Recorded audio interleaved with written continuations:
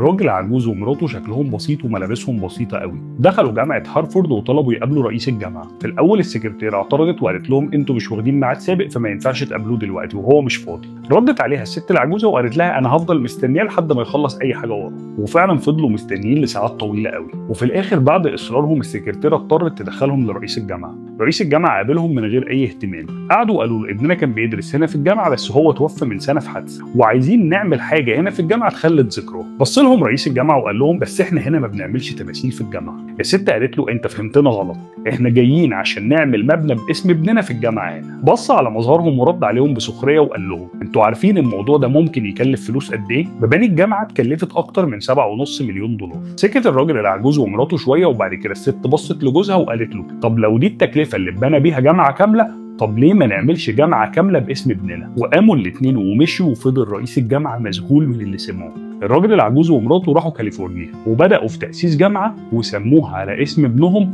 جامعة ستانفورد اللي بقت واحدة من أكبر الجامعات في العالم. اوعى تستهين بحد واوعى تحكم على حد من شكله أو مظهره مهما كانت مكانتك. بس يا سيدي وكده يبقى خلص الكلام. سلام.